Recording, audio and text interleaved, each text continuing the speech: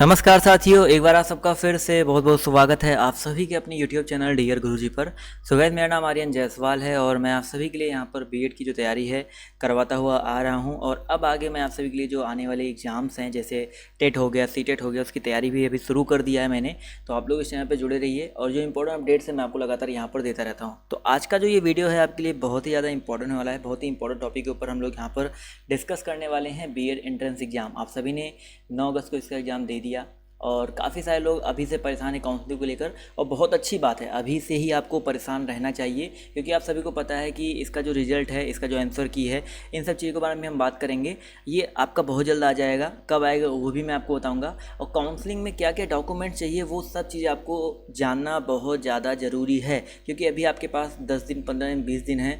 May be इसमें से बहुत सारे ऐसे, क्या मतलब ये समझ लो कि 70% लोग ऐसे होंगे जिनके पास अभी पूरे डॉक्यूमेंट तैयार ही नहीं होंगे। तो पहले तो आपको पता होना चाहिए कि कौन कौन से डॉक्यूमेंट लगते हैं और कौन कौन से डॉक्यूमेंट कितने दिन पहले के आपके होने चाहिए, तो आप लोग उसको जो है तैयार करवा सको। और कहाँ से आप लोग इसको तैयार करवा सकते हो, ये सब चीज़ें मैं आपको यहाँ पर इस वीडियो में बताने वाला हूँ। तो वीडियो को अंत तक देखिएगा। तो सबसे पहले मैं आपको बताऊँगा कि सर इसका जो एडमिट कार्ड है, सॉरी इसका जो रिजल्ट है वो आपका 5 सितंबर को आ जाएगा। और जो इसका रिजल्ट है 5 सितंबर को आएगा। जो काउंसलिंग है वो आपकी 18 तारीख से 18 सितंबर से स्टार्ट हो जाएगी। मे बी उसके पहले भी स्टार्ट कर सकती है गवर्नमेंट, डिपेंड्स ऑन गवर्नमेंट। तो ये जो चीज़ें हैं आप सभी को पता होनी चाहिए, क्योंकि आपके पास अब बहुत ज़्यादा टाइम नहीं बचा हुआ है। आपका जो आंसर की है वो भी आपका लगभग 20 अगस्त के पहले जो आपका आ जाएगा, या तो 20 से 25 के बीच में आपका आ जाएगा।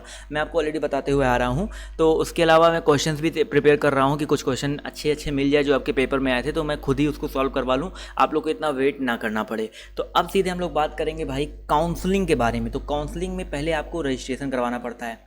रजिस्ट्रेशन आप सभी को पता है भाई, जब आपका रिजल्ट आएगा, रिजल्ट आने के बाद आपको एक रैंक कार्ड मिलेगा जिसको बोलते हैं, जिसमें आपकी रैंक लिस्ट, पूरी रैंक डिटेल होगी, आपने कितना नंबर प्राप्त किया है, आपकी स्टेट रैंक कितनी बन रही है, साथ ही साथ आपकी जो कट ऑफ, मतलब आपकी जो कैटेगरी रैंक है वो कितनी बन रही है। जनरल के हैं तो जनरल वाली कैटेगरी रैंक नहीं बनती है, तो वो सारी रैंक लिस्ट आएगी। इसके हिसाब से आपको एक डेट मिलेगा। जैसे आपका जो काउंसलिंग है वो 2 से 3 दिन तक चलता है। ऑनलाइन काउंसलिंग होती है, ऐसा नहीं कि किसी कॉलेज में आपको जाके काउंसलिंग करवाना है, ऐसा नहीं होता है। आपके आसपास कोई सीएससी जनसेवा केंद्र होगा या कोई भी साइबर कैफे वाला होगा, तो आप लोग वहाँ पे जाके जो रजिस्ट्रेशन है कर सकते हैं और अपना जो काउंसलिंग है वहाँ पर करवा सकते हैं। और वहाँ पर आप लोग अपने जो कॉलेज हैं, जो भी आपके नंबर हैं उसके हिसाब से अपना कॉलेज जो है चूज़ कर सकते हैं। एंड आफ्टर दैट, जब आपको कॉलेज चूज़ कर लिया, आपको कॉलेज मिल गया, काउंसलिंग का रिजल्ट आ गया, उसके बाद जो डॉक्यूमेंट चाहिए वो मैं आपको यहाँ पर बताने वाला हूँ। लेकिन जब आपका रिजल्ट आ जाए उसके बाद से ही आप ये मान के, जब आपका काउंसलिंग डेट आएगा तब से ही आपके पास जो सारे डॉक्यूमेंट है वो आपके पास होने चाहिए,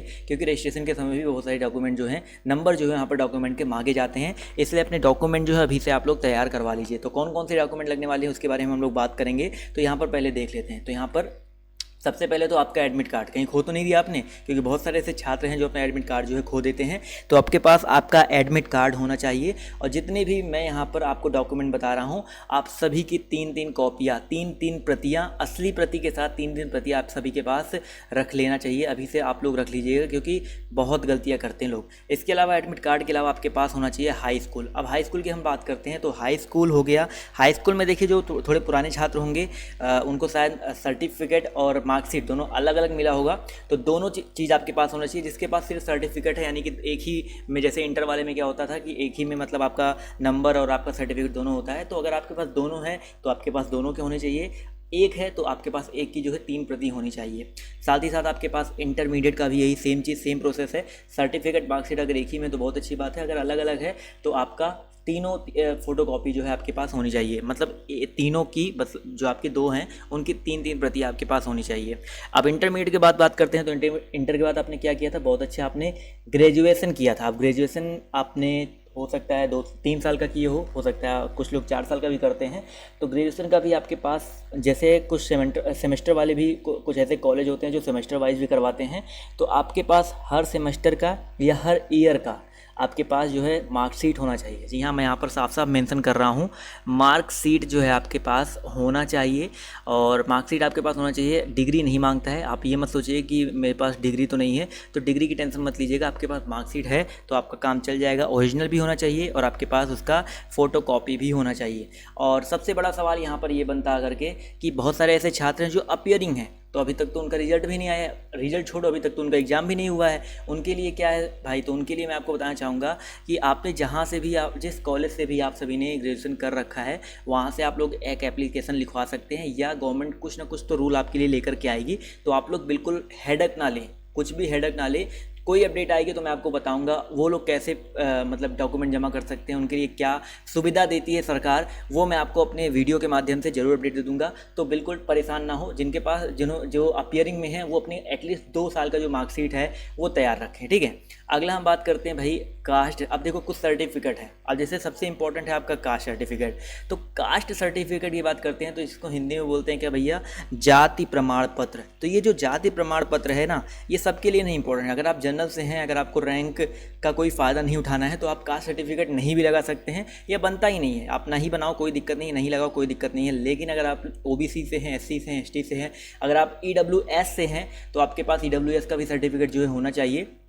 तो यहाँ पर इससे क्या होगा कि आपकी जो रैंक कम होकर के आई है उसका यूज कर सकते हो। बहुत सारे ऐसे स्टूडेंट्स होते हैं कि मतलब उनका ओबीसी भी होता है, बट वो क्या होता है, उनका रैंक जो है अच्छा आया होता है और वो सोचते हैं चलो मैं अपने अच्छे वाले रैंक पे ही ले लेता हूँ, तो वो लोग भी कास्ट सर्टिफिकेट नहीं लगाएंगे तो काम चल जाएगा। अगर आपका रैंक बहुत अच्छा आया है, अगर आपको लगता है कि मुझे अपना कैटेगरी में मतलब जो है अपना रैंक हटवाना नहीं है, इससे मुझे अच्छा कॉलेज मिल जाएगा, बट अगर आप ओबीसी, अगर आपका बनता है कास्ट सर्टिफिकेट तो ज़रूर बनवाइए। तो आप ये मान के चलिएगा जितने मैं सर्टिफिकेट बता रहा हूँ 3 साल से ज़्यादा पुराने मत करिएगा। वैसे आपका वैलिड तो 5 साल वाला भी हो जाएगा कास्ट की अगर हम बात करते हैं, बट आप रिस्क मत लीजिए 3 साल। वैसे 5 साल का चला सकते हैं, शायद कास्ट सर्टिफिकेट तो 5 साल का चल जाता है, बट अगर आपके पास नहीं है तो आप बनवा रहे हैं तो कम से कम 3 साल पुराना सर्टिफिकेट होना चाहिए। इससे पुराना मत करिएगा, आप नया ले लीजिए, ज़्यादा बेटर रहेगा। नया बनवा लीजिए। कहाँ से बनेगा वो भी मैं आपको बताऊँगा, पहले आप देख लीजिए और कौन सा सर्टिफिकेट चाहिए।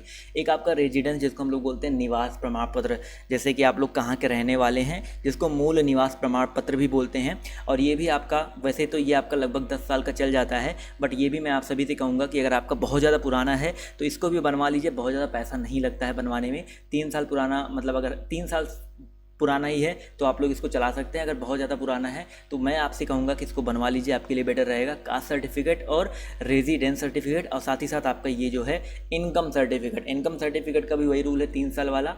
तो इनकम सर्टिफिकेट किस लिए लगता है ये भी मैं आपको बताता हूँ। इनकम सर्टिफिकेट लगता है आपके स्कॉलरशिप के लिए। अगर आपकी जो इनकम है 2 लाख से कम है तो आप लोग इनकम सर्टिफिकेट लगाइए, जिससे आपको स्कॉलरशिप जो है मिल सके। और ये सर्टिफिकेट अगर आपके पास नहीं है, आप बनवाना चाहते हैं, तो आपके आसपास कोई CSC जन सेवा केंद्र होगा तो आप लोग वहाँ पे जाकर के अप्लाई कर सकते हैं। 1 से 2 हफ्ते में आपका जो है बन करके आ जाएगा। तो अभी आपके पास बहुत टाइम है, आराम से इसको जाकर के बनवा सकते हैं। तो ये इतनी चीज़ें तो आपके लिए बहुत इंपॉर्टेंट है, आपके पास ये होनी ही होनी चाहिए। एक बहुत इंपॉर्टेंट चीज़ है यहाँ पर आपके पास होना चाहिए ID प्रूफ। तो ये तो सबके पास होगा ना भाई, ID प्रूफ आपका होगा। कौन सा ID प्रूफ? तो ID प्रूफ आप कोई भी यूज़ कर सकते हो भैया, अपना आधार कार्ड यूज़ कर सकते हो।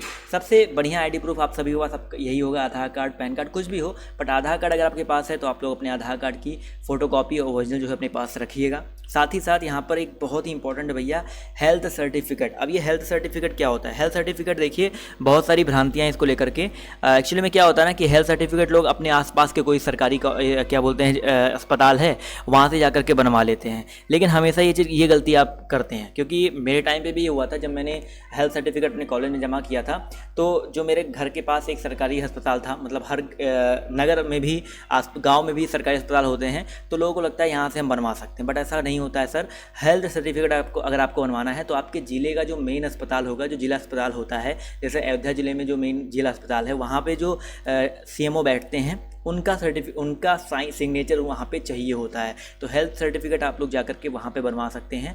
इसमें कभी कभी क्या बोलते हैं 1 से 2 दिन लग जाता है, वो डिपेंड करता है कंडीशन कैसी है अस्पतालों में। और अभी आप सभी को पता है इस समय कंडीशन जो है थोड़ी सी बेकार चल रही है। तो आप सभी से मैं यही चाहूँगा, वैसे अगर आप इसमें थोड़ा लेट भी हो जाते हैं, ऐसा नहीं कि अगर आप हेल्थ सर्टिफिकेट आपके पास नहीं है तो आपका एडमिशन नहीं होगा। एडमिशन आपका हो जाता है, वो लोग बोल देते हैं, इतना टाइम देते हैं कि आप ला करके जमा कर दीजिए, क्योंकि आपका थोड़ा सा डिले ही होता है, क्योंकि पहले कॉलेज में जमा होता है, फिर कॉलेज वाले जो इसको आगे फॉरवर्ड करते हैं। तो अगर थोड़ा लेट भी हो जाता है कोई दिक्कत नहीं, बट हेल्थ सर्टिफिकेट मैंने आपको जहाँ से बताया है आप वहाँ से बनवा सकते हैं। वहाँ से ही बनवाइएगा तभी आपका वैलिड होगा, नहीं तो आप इधर से बनवा के लेके जाओगे, 50-100 रुपये यहाँ पे दोगे, फिर वहाँ से आपको बनाना पड़ेगा, 50-100 रुपये आप लोग वहाँ पे भी दोगे। तो ये थोड़ा सा आपका इशू यहाँ पर करता है। इसके साथ ही साथ आपके पास रैंक कार्ड, यानी कि जो आपकी कितनी रैंक आई हुई है वो रैंक कार्ड आपके पास होना चाहिए।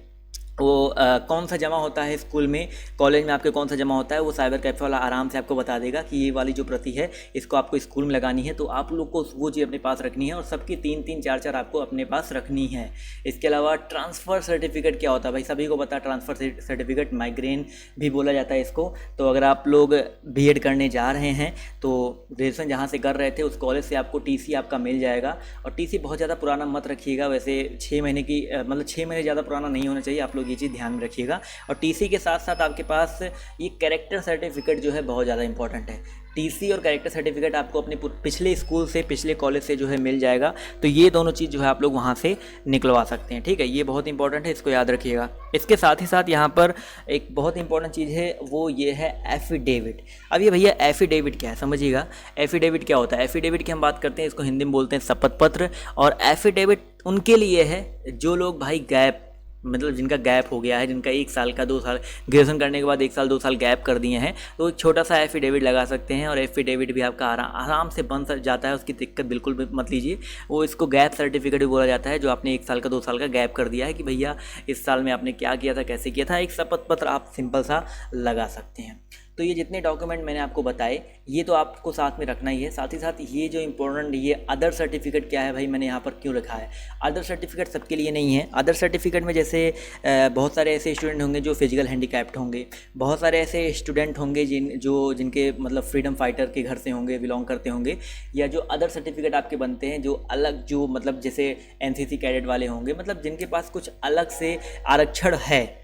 मतलब बहुत सारे ऐसे आरक्षण है जो मिलते हैं सबको। तो अगर आपके पास आरक्षण, अलग से आरक्षण है, तो उसका भी सर्टिफिकेट आपको होना चाहिए, तभी तो आप लोग आरक्षण ले पाओगे ना। तो अदर सर्टिफिकेट उनके लिए होता है। तो ये जितने डॉक्यूमेंट मैंने आपको बताए लगभग आप देख सकते हैं कितने हैं। 3 यहाँ पर हैं, 3 3 6 3 9 9 4 13 1 14, यानी कि टोटल 14 से 15 सर्टिफिकेट, 14 ही लिखा है तो 14 ही होगा। तो 14 सर्टिफिकेट कम से कम आपके पास, 14 डॉक्यूमेंट जो है आपके पास होने चाहिए। और हाँ, मैंने 15 फ़ोटो तो शायद बताना भूल ही गया, क्योंकि ये बहुत इंपॉर्टेंट है।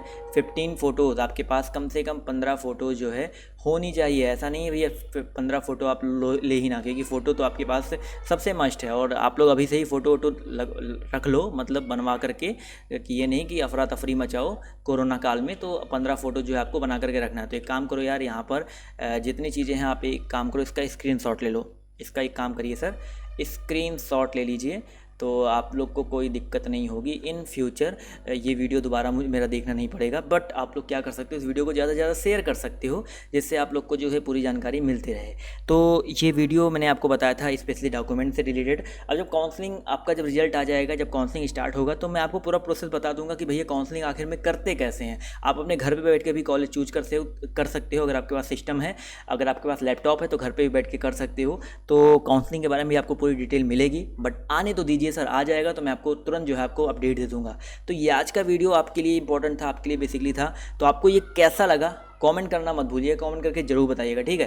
तो अगर आपको वीडियो पसंद आया तो वीडियो को लाइक कर दीजिएगा, शेयर कर दीजिएगा। और मिलते हैं आप सभी से नेक्स्ट वीडियो में। अभी के लिए बाय बाय, टेक केयर, जय हिंद, जय भारत, वंदे मातरम।